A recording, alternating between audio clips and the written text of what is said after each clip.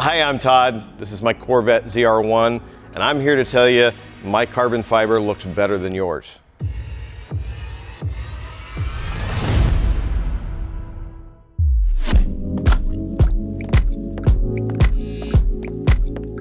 Okay, so now that I have your attention, I'm Todd Cooperrider with ESOTERIC, and we're here to talk about carbon fiber, particularly on your Corvette. I said this is my 2019 C7 ZR1 here. This is the second Corvette I've had. I had a C7 Z06 as well. Did a big article and video on that one. So we're here to talk about carbon fiber. Why did I tell you that my carbon fiber looks better than yours? Because I know that it does. That's not a knock against you or your car by any means. I just know how carbon fiber comes from the manufacturers. It doesn't matter if it's Chevrolet, if it's Porsche, if it's Lamborghini, anybody and everybody, you can make big improvements on your carbon fiber. And the thing about carbon fiber, it's kind of what sets off a car. You have a car like this that has a lot of carbon fiber on it. That's like the showpiece, and you want that to look as good as you possibly can. And I'm here to walk you through some of those steps of what to do if you want it to do it yourself, or to give you an idea of what we can do with carbon fiber in case you want to have somebody like us here at ESOTERIC do it for you. Now, when cars come from the factory, the fact of the matter is you're going to have some issues in the paint, in the carbon fiber.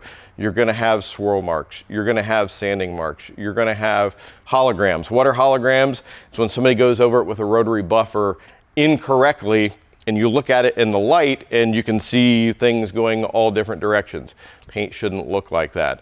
The car is being touched by a lot of different people. It goes through the dealership prep. It's going through transport. It's being touched. The paint has issues. Regardless of the manufacturer out there, you can make it look a lot better. If we take a look at this, I find some sanding marks. I find some holograms like I was talking about. I find some swirls and stuff in it. But it's not that bad. When I compare this to my C7 Z06, which was one of the early runs before they changed the paint plant and all, it looked a lot worse than this. We can still make improvements on it, but it's not quite as bad, so Chevrolet has made some significant improvements. Also, the difference in the carbon fiber here on the roof compared to the wing and compared to the side skirt splitters, they're all going to be a little different. This roof is probably the best example of carbon fiber on this car. So if I was doing it on the wing, for instance, my numbers would be quite a bit different. So when we're taking a look at this, first thing that we want to do is we want to strip everything off it. The car got washed before. I used some Geon prep to kind of strip anything that was on the surface, so I know that I'm looking exactly at what on the surface and not something that's sitting on top of it. Then what I'm going to do on this piece here is I went in and taped this up, because if you've got an exposed carbon fiber roof with a paint on the sides, you'll be able to feel a hard line where those two areas meet, hard line of clear coat right there. I want to avoid hitting that while I'm polishing, because if it's a little bit loose, you can chip a piece off, or you end up getting polished down there in the crack and you have to spend a lot of time cleaning that up. So we go ahead and tape these off. Then when I go to paint, or when I go to polish the painted sides, I'm going to move that tape over to the other edge so that I get all of the painted part. So what we're going to do here is we're going to look at a couple of different ways to polish this paint. Some people know the difference between a one-step polish and a multi-step polish. Well, what is that? One step, just as it sounds, I'm using one type of pad, one type of polish. Most of the time, that's going to make a nice little difference in the finish of the paint. But if you want to go for that really high level of clarity, the big differences, you're going to want to go with a multi-step. And with that, you're getting a little bit extra. It's taking a lot more time and effort. If you're paying somebody to do it, you're looking at a lot more of an investment to do a multi-stage versus a one-stage, but we want to show the differences between it. So how do we know how good of a difference that we're getting? How do we know that the pad polish machine combination that we're recommending is going to be the best for you? Well, it's not subjective, at least here at ESOTERIC. We're the only people that are out there investing in the technologies to be able to tell without a doubt what is going to work best and what those differences are. And what that is, through this little machine right here. It's called a DOI meter, distinctness of image. It's got a lot of different measurements in it. Your specular reflection, distinctness of image, your gloss readings, haze readings, a lot of different ways to evaluate the paint. And this will pick up stuff that you can never pick up from your eyes. You know, we don't just look at it and say, yeah, looks good. Now, we use the meter to determine what's going to work best, what's giving us the biggest increase in it. So how we do it, I started off, I broke this into 3 sections. I did groups of 10 measurements on each section. We do batch readings. You can't just put it down in one place and then do a comparison afterwards, because every time you move the meter around, you're going to get a little bit different reading. And while this has gloss measurements on it, that's typically one of those areas that's not going to make that much a difference. A lot of people make the mistake in thinking of a car is how glossy it is. Well, we'll put something up on the screen that shows you something about gloss readings that we did on the old Z06. I have 2 side skirts, one that was sanded flat, looks beautiful, one was from the factory. Both of them had identical gloss readings, but the one that was from the factory, nobody was going to say it looks as good as the other one. So if somebody is just trying to do evaluations by a gloss meter, you're totally missing the real picture of what's going on with your paint. So back to the meter, we do a batch of 10, a batch of 10, a batch of 10. Here I've already done a 1-step on it. And then I took my measurements afterwards. Here we'll do multi-step, we'll take measurements afterwards. Then we upload it into an Excel spreadsheet, we find the exact differences, and I know without any question whatsoever exactly the difference that we're getting out of it. On the 1-step, just to give you the figures right off the bat, on our spec or specular reflectance, that is what we look at most when it comes to clarity or the finish of the paint, what most people think in terms of gloss. The biggest change that you can make on that is going to bring all of that clarity out of the finish. Now, for just a 1-step on a finish that was already good, we made almost 6.5% increase in clarity on this with just a 1-step. And really, when you're talking over 5%, that's something that you can really tell with your eyes. You know, if I did this whole car and got 6.5% increase in clarity, that's going to be a massive difference in the looks of it for just a 1-step. So what we want to do is we want to make a comparison here by doing a multi-step to see just how much more clarity that we can extract from the finish, so that you know, either going into it to have somebody else do it, or if you want to do it yourself, how much of a gain, because with a multi-step, you're going to spend a lot more time and you might only get a little bit. So having said all that, let me do some polishing right here. You can kind of watch the process as I'm doing it. We're going to keep things in really small sections. We'll put a link up to a video that talks about 5 tips on paint polishing, where I talk about a lot of this. But the big thing is we want to keep it in a small area. Most people who just start off in polishing, they're trying to do way too much, and you're not going to get that good a result. So we'll keep it small. And it doesn't require a lot of product when you're doing it.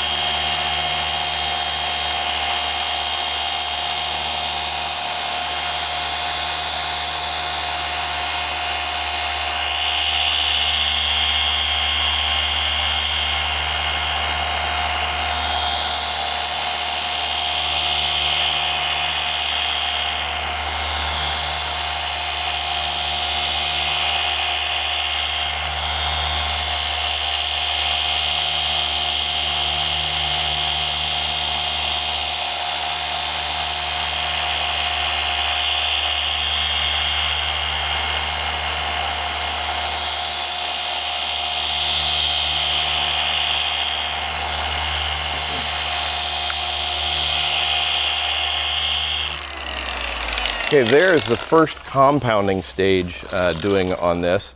And in most cases, all you need is a two-step process. You have one compounding stage and you come back with one finishing stage.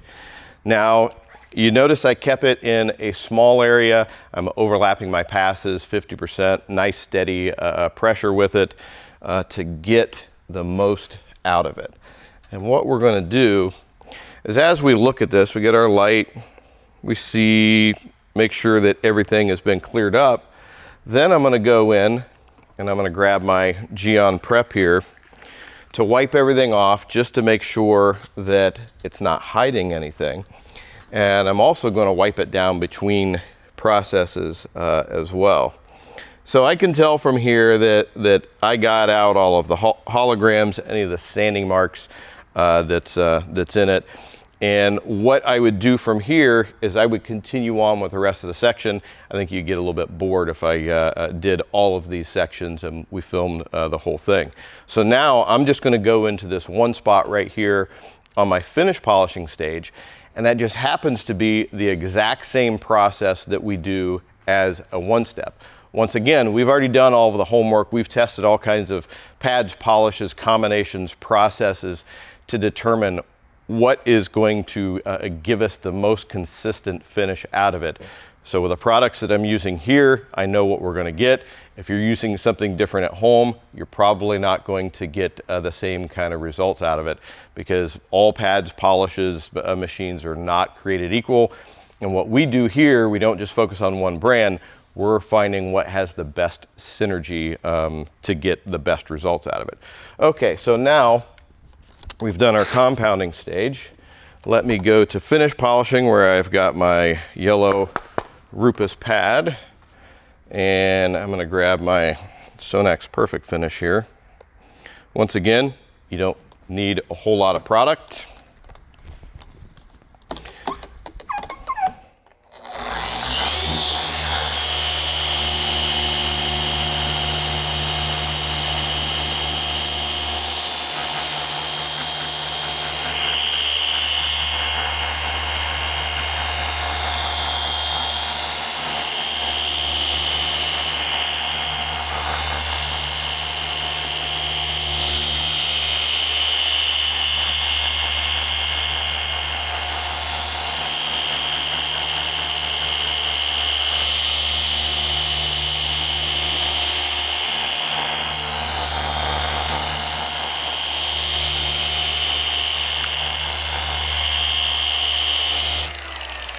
Okay, now we've done our finish polishing. Once again, happens to be the exact same process as our one step, and same combination of products as well. And when you're wiping on here, that's another thing I wanted to take a moment to point out, is you want to keep your towel folded in force to evenly distribute the pressure that you're putting on. You don't have any pressure points on the paint. And you want to try to keep that going in one direction as much as you can. Because as you're inspecting it, if I had it wadded up and I'm wiping in all directions and I look at it and I still have stuff in the paint, did I do that with my towel, or is it stuff that I missed? So if I'm doing it this way and I'm doing one direction and I look and I have things going everywhere, I know that's stuff that I didn't get out in my correcting phase. By doing it one way, if I look at it and if I've got straight line scratches, I know I have an issue with my towel. So important little side lesson, regardless of what you're doing on the car, whether it's a quick detailer or putting on a liquid wax or something, you want to try to keep it in one direction as much as you possibly can. All right, so now I look at it. Once again, I'm going to spray it down, wipe everything off, and look at it again. I'm going to look for any tiny little marks that I may have missed, and I'm going to go back and I'm going to correct that, because typically if you do a whole roof or a hood like this, you're going to go back and you're going to find a little spot here or there that you want to go back after if you're looking for that perfection level. Now, what I'm going to do is I'm going to go in and I'm going to compound the rest of this, and then I'm going to finish polish the rest of it, and we're going to take some readings. Then we're gonna upload that to the laptop, put it in Excel, and look at the differences that we're going to get. And I imagine even though this looks pretty good for an OEM piece, we're still gonna have some good increases. Remember, our one step over here was about 6.5%. Earlier, I worked on the wing on the car. I got about a 15% increase in clarity with a multi-step. And the wing was a little bit worse condition. So I think I'm gonna come in probably about halfway on this one. So bear with us a few minutes while we finish polishing this up and we go in and take measurements, and we'll come right back to you. All right, so we took our readings from the DOI meter, uploaded it into Excel, and then now we're gonna take a look at the differences that we got from before and after. And this will also give you a little idea of the kind of technology we use to determine what's gonna work best on this car on this day, or as we're testing different products to try to figure out which one's gonna consistently give us the best results. So now if you take a look at this here, we've got a few different columns. Gloss readings, we have two different columns here. It's different angles. Distinctness of image, R-spec, I have that highlighted because that's the most important one that we pay attention to. And then our reflective image quality. So each of these lines up here represents a different reading that we did, even shows the time. So this right here, this upper part, this is from our first reading. This is our before reading. Then I uploaded it into another spreadsheet and I took all the totals and I just dropped them in down here. So this line gives us an average out of that batch of 10. Now you can see on our gloss, like I said before, gloss, usually you're not gonna make a massive difference in gloss. Our 20 degree, that's really inconsequential. Our 60 degree, we picked up a 4% increase on it. Distinctness of image, just shy of 2%. And here's the big one, R-spec. We're close to 10% increase on it. And then down here, you can see our reflective image quality, we got 4.2. And if you remember me talking about it, when we did our one step, we got almost 6.5% increase on it. So we picked up a bit more by doing our multi-step. And if you also remember, we talked about doing the rear wing. It started off in worse condition than what the roof did, and we got about 15% increase on it. So however the material looks from the factory, if it's better, you're gonna have a smaller increase. If it's worse, you're gonna have a bigger increase. Now looking at this 10% right here, this is a big noticeable difference.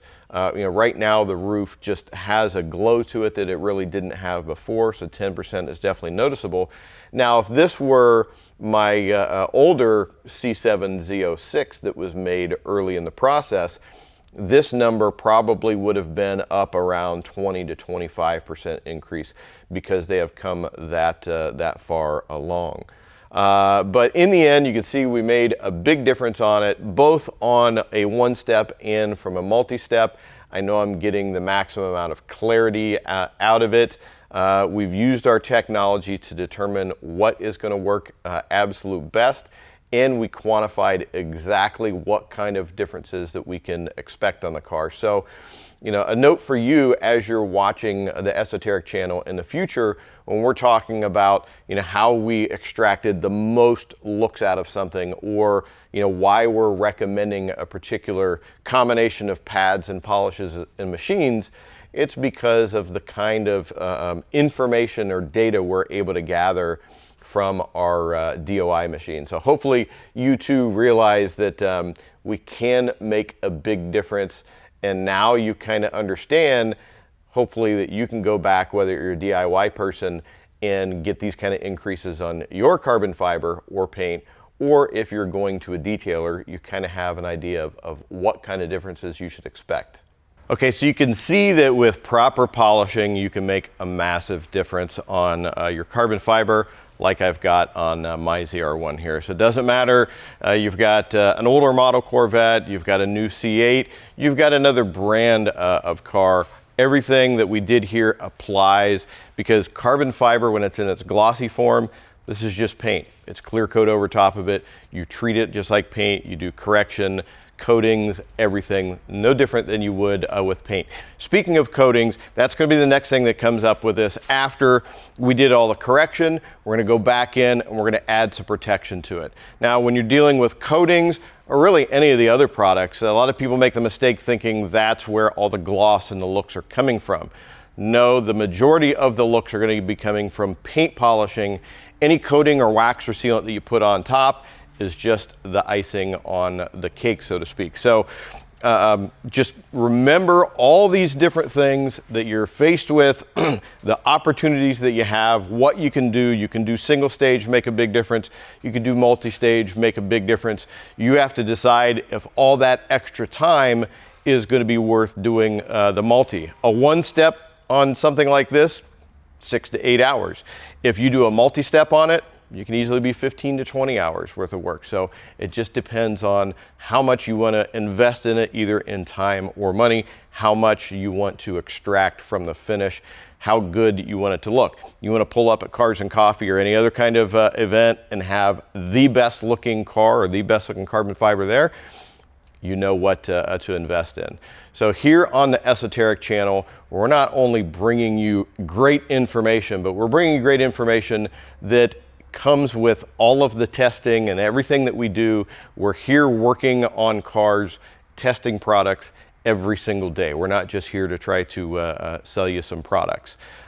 We would be happy to sell you some, but for the most part, it's about the education. It's about getting the most out of it and really understanding.